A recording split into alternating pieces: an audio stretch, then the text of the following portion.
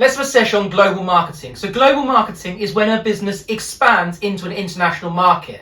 And therefore, when they expand into that international market, they may need to adapt their marketing strategy to the needs of the new international customers.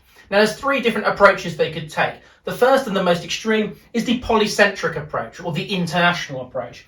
And that's when local managers are empowered by head office to make marketing decisions and adapt them for local needs. Advantages of this: well, it's more responsive to the local market conditions because they're adapting their marketing for each individual nation that they enter.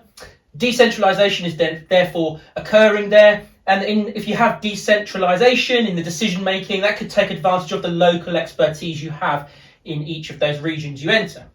Now, thirdly, of course, you're adapting for any cultural differences, and this might avoid any issues to risks that you take on and damaging your reputation because you were insensitive to cultural differences.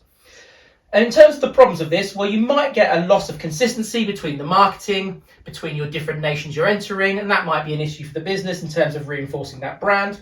But more importantly, there's going to be a duplication of effort because for each international market you're entering, you're doing a slightly different thing. So you're losing those economies of scale. You're essentially inefficient. And that will mean a higher average cost per unit, and that could impact your prices or your competitive advantage. Now, the next and the opposite end of the scale from polycentric approach is an ethnocentric approach, and that's essentially a domestic approach.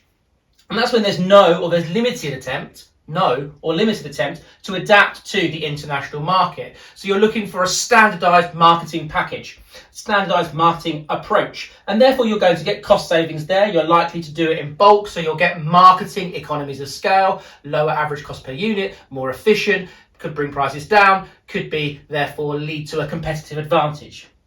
Secondly, well, you're going to get brand consistency because in every international market that you're entering, you've got the same marketing approach that you're adapting, and that could help with recognition and awareness. However, the issues with an ethnocentric approach, well, you're not taking into account cultural differences, and that has the risk of leading to cultural insensitivity. And if you do fall down that trap, then it could lead to reputational issues, and obviously that could affect your sales. So it's something to be aware of. Secondly, you might have a competitive disadvantage versus those localized marketing strategies. If you have businesses that are taking on a polycentric approach, or they just simply exist in that region that you've entered, well, you need to consider that because you might have a competitive disadvantage against them.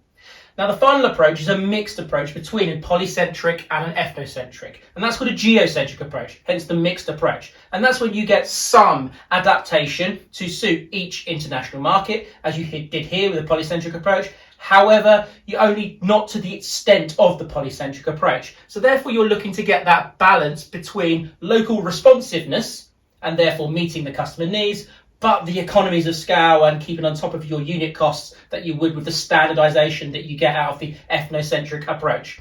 Now, sometimes geocentric approach is very much connected with a globalization approach, and I hope that helps. I'll see you at the next sesh.